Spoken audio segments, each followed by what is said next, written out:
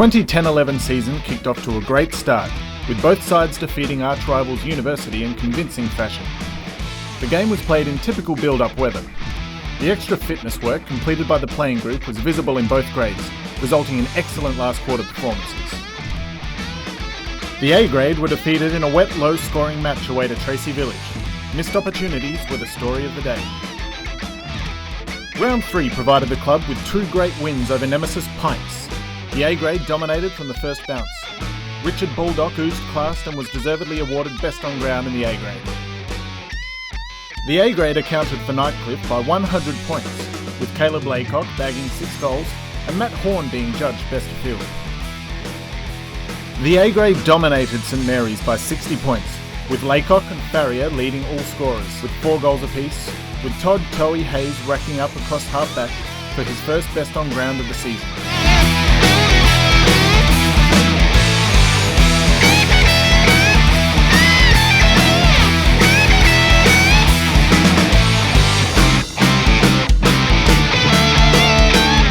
The A grade made it 4 on the trot with another convincing win, this time over Palmerston under the Friday Night Lights of TIO by 59 points. Newcomer Brody Canopo was excellent throughout the middle, and small forward live wire Adam Knapman kicked 3 majors. In a controversial win due to a Waratahs yellow card and subsequent player count, the A grade stormed to the top of the Division 1 ladder on the back of 5 straight wins, and in the process inflicted Waratahs with their first loss since the 2008 Grand Final. Shane Lork continued his exceptional form and another Best on Ground.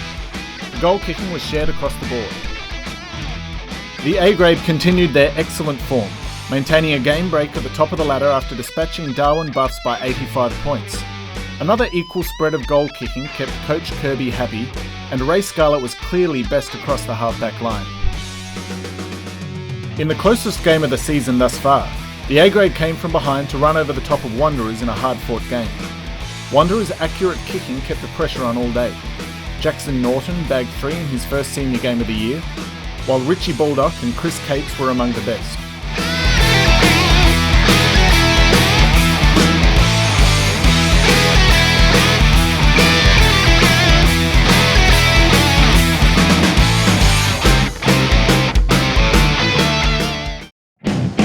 In round 11, the A grade were pitted against Palmerston and proceeded to kick them off the park in a wet and soggy night game on TIO 2. Caleb Laycock booted 5 goals, and Chris Hoyne was the best of field, with great work in and under. In round 12, the A grade played the Darwin Buffaloes in the first game back from the break. The boys were up to the task and dispatched Buffs by 108 points in the twilight game at TIO 2. The boys were extremely disciplined, with Scott Forsyth and Cameron Hawke leading the way with a half-dozen goals each.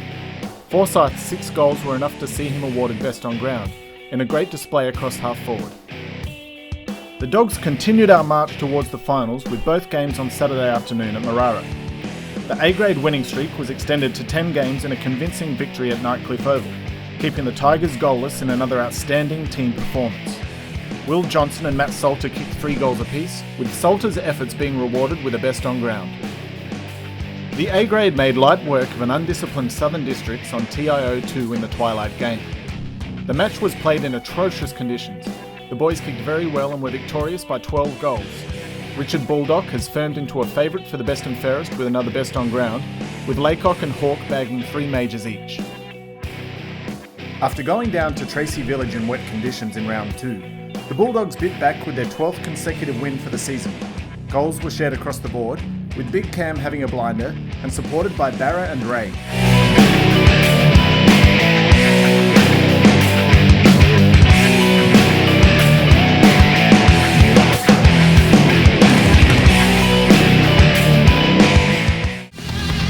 Unfortunately, University were too scared to play the mighty Bulldogs or couldn't face another thrashing.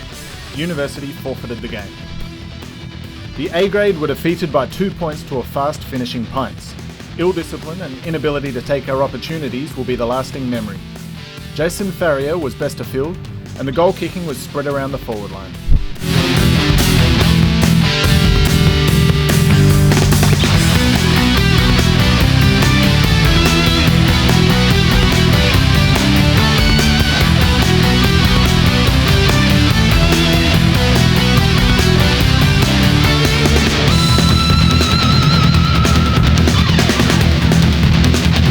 Banks finished off the season as minor premiers by spanking St Mary's after a busy week with Cyclone Carlos, and the all clear was given for games to go ahead on the Friday night.